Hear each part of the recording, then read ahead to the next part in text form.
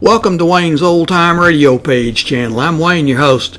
These programs are brought to you by support of our listeners. You can give your support at Patreon or PayPal, either one. There's clickable links in the description below. Thanks for your support and enjoy the shows. From Hollywood, it's time now for Bob Bailey as Johnny Dollar. Fred Wilkinson at North Eastern Fidelity, Johnny. Oh, hi, Fred. I got a case for you. Remember the Alvin Summers embezzlement? Sure, he took off with $75,000 about 6 months ago. Right. We held the bond on him, so we're stuck with it. So? This morning, a guy called from a little town on the west coast of Mexico, Santo Tomas. It was a bad connection, but I gathered he had some information on Summers and wanted somebody to go down there and talk to him. I nominated you. Then he's expecting me, huh? What's his name? I don't know. Well, how do I contact him in Santo Tomas? I'm afraid I don't know that either. You mean I'm supposed to go looking for somebody whose name I don't even know? How come he's so coy? I don't think it's a case of being coy, Johnny. Before we could get very far into the conversation, the connection was broken off at his end. Okay, Fred, I'm on my way.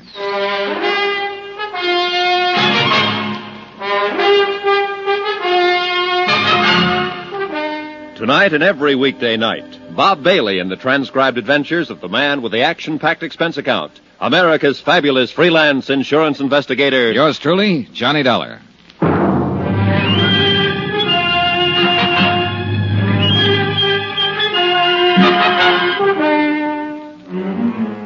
Expense account submitted by Special Investigator Johnny Dollar to the Home Office, North Eastern Fidelity and Bonding, Hartford, Connecticut. The following is an accounting of expenditures during my investigation of the Alvin Summers matter. Item 1, $220, plane, train, and boat fare to Santo Tomas, Mexico. For a town trying to be a resort, Santo Tomas shouldn't be so hard to get to. The last lap was by far the worst. A creaky, twice-a-week boat from Mazatlan. And I may be wrong, but it looked to me like the only outfit interested in making a resort out of Santo Tomas was the big new hotel up on a cliff overlooking the sea, the Playa del Mar. The rest of the town just didn't seem to care. It was a sleepy fishing village. A dilapidated pier, a long curving beach with the jungle crowding in on it, and a miscellaneous assortment of adobe shacks huddled here and there, sort of digging their feet into the ground. Even at a distance, the Playa del Mar looked too rich for my purpose, so I checked in at the other hotel. It was an old two-story job in town that I found after carefully detouring around a belligerent rooster scratching up a meal in the street outside. Once inside, I couldn't help feeling that the rooster was better off.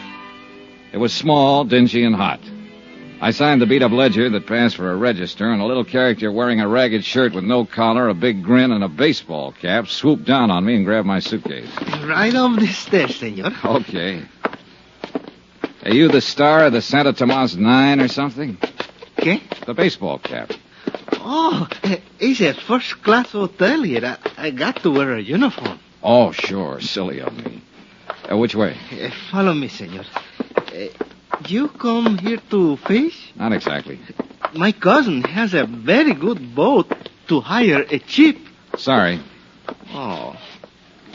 Well, if you're here on just a vacation, I'll be glad to show you the scenic sights for a very small fee. Hey, look, promoter, before you start making a career out of me, how about showing me my room? Okay, senor.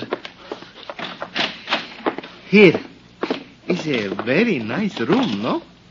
Oh, sure. Hey, look, can we get a little air in here? Oh, see, I turn on the overhead fan. It's better, no? No. There's a balcony out here? Oh, see, with a beautiful view of the ocean, Senor Dollar. Beautiful. The only thing I can see is the wall of that building across the alley. But if you climb up on the railing and stand in the corner and look over the roof of the building, there in the distance you'll see the... Beautiful. Look, Benito, senor. Benito, I gather that in addition to a few other assorted enterprises, you're the bellboy in this establishment. I do everything. Oh, must really be a strain. Oh, see, I'm always straining. Been in Santo Tomas long? Si, senor. Too long. Have you heard my name mentioned around town lately? Anybody asking for me? No, senor. Holy rattle. Oh, the door to the balcony. Oh, it's nothing, senor. Only the fan. What? Well, when the fan is on, the door, it blows shut. You're jumpy, senor. Huh? See, you are jumpy. Yeah, well, I'm in a good business for it, Benito. Tell me, did you ever hear the name Summers? Summers? Senor, in Santo Tomas is always Summers. Okay. I mean a man named Summers. Alvin Summers. Here's his picture. Take a look. Ever seen him before? Senor, in this heat, it's strain to use the memory. Yeah, well, you think this might make you forget the heat? Quien sabe, Senor Dollar. It might help. Here. Oh, $5 American. Gracias. Now, how about it? Si, senor.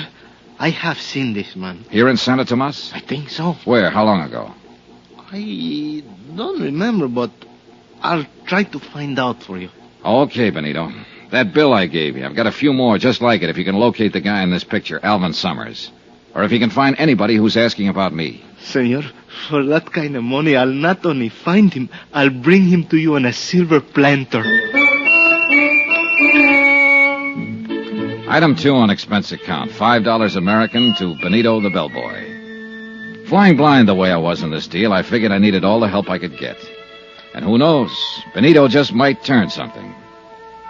After he left, I stretched out on the rickety bed and tried to figure out a plan of operations.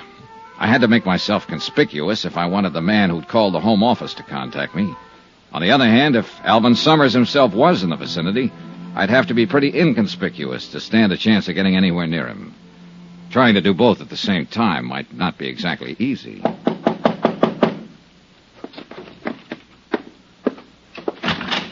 Yeah? Dollar? Well, yeah. Who are you? Carson's the name, E.K. Carson, and I'm sure glad I found you, friend. Hey, you the guy who telephoned and wanted to see me? I sure am. Well, my luck seems to be holding up pretty well. Not too well, I hope. Huh? Yes, sir. As soon as I saw you check in, I phoned the desk clerk to ask who you were. I says to him, he looks like an American to me.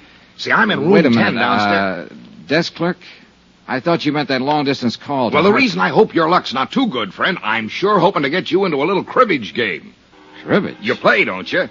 No, I'm strictly the gin rummy type. Oh, I could teach you, friend. Wouldn't take a jiffy. Sorry, I thought you were somebody else. Oh, I sure wish I could get you into a little game, friend.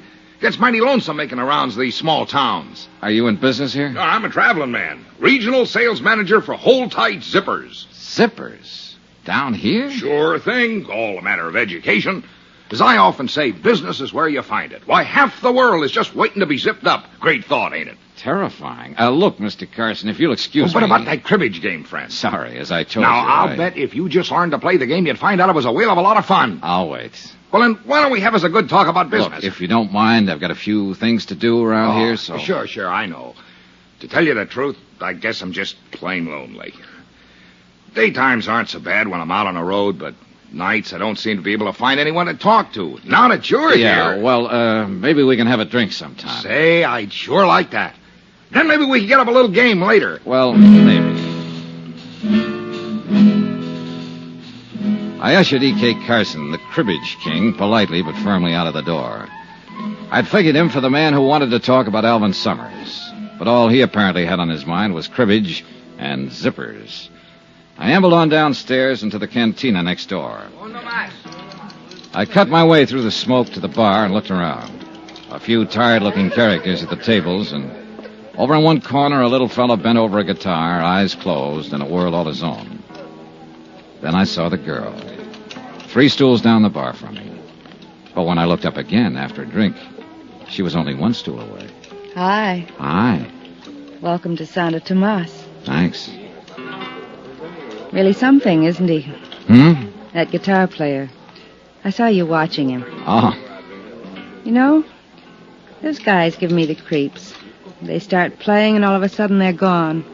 Real far away. I don't think he even knows there's anybody else in here. Lucky man, huh? Yeah. It's funny. A cheap, run-down bar like this. Nobody listening to him. Except us. And he's playing like he's on a cloud. Yeah. There's a flamenco singer like that up at the hotel. At night out on the terrace when she starts those wailing songs of hers. She gives me the creeps, too. Up at the hotel, the Playa del Mar? Yeah. Oh, he must be down here to see how the other half lives. You mean to see if anybody lives in this town. I sure picked me a great spot for a vacation. Pretty dull, huh? Real. At least, it has been. Oh? Say, do you know that guy over there? The American at the corner table? Yeah, the muscle man. I sure don't. You, certain? Of course I am. Why? Well, he's been staring at us. Oh. Never saw him before. Of course, I've never been in here before. Maybe he's the bouncer. He sure looks like he could qualify. Well, Look, he's leaving. yeah, I guess we made him self-conscious. I guess I'd better leave, too. Where to, Gloria. Johnny? Johnny. I think I'll go back up to the hotel and change. Then what? I don't know. There's a moon tonight. Got a date? Mm-hmm. Me? Mm-hmm. When? On the terrace. Half an hour. She left, and I sat there a drink or two, thinking her over and wondering what her angle was. I was pretty sure she was interested in me for more than my manly charms. And it occurred to me that it might not be too unpleasant finding out what was on her mind. Especially if it could help me locate an embezzler named Alvin Summers. I went up to my room to change. When I got there, I found I had company. Close the door. Well, my friend from the bar downstairs. I said close the door. Okay. Why the gun? Turn around. Face the wall. Okay. Hands against the wall. Hey, look, what are you... Shut up. Well, if you're looking for my gun, it's under my left arm. Thanks. Now turn around. So what's this all about? That's just what you're going to tell me. What's your name? Johnny Dollar. I'll bet. Cross my heart. We'll try again. What's your name? I told you, Johnny Dollar. You can think of a better one than that. Wise up, Buster. It sounds so phony, it's got to be legitimate. And speaking of names, what's yours? I'm asking the questions. You're answering. Okay, we'll play it your way. What are you doing down here, Dollar? Look, I'll make a deal with you. You tell me why you want to know, and maybe I'll be... Don't play games with me, Dollar. Next time you get more than the barrel of the gun.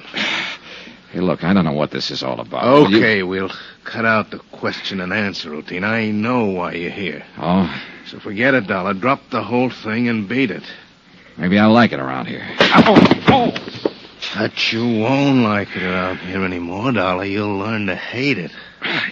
You and that gun put up a pretty convincing argument. I'll give it to you once more, Dollar. Slow and easy so you can get it this time. Go on away. Don't ever come back. If you don't go now, you won't ever go.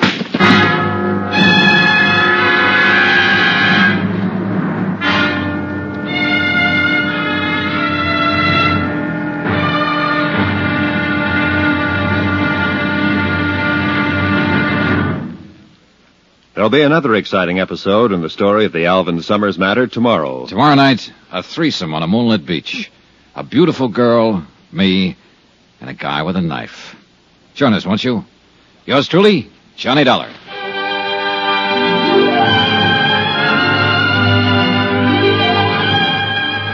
Yours truly, Johnny Dollar, starring Bob Bailey, is transcribed in Hollywood. Written by Robert Reif, it is produced and directed by Jack Johnstone. Be sure to join us tomorrow night, same time and station, for the next exciting episode of Yours truly, Johnny Dollar. Roy Rowan speaking.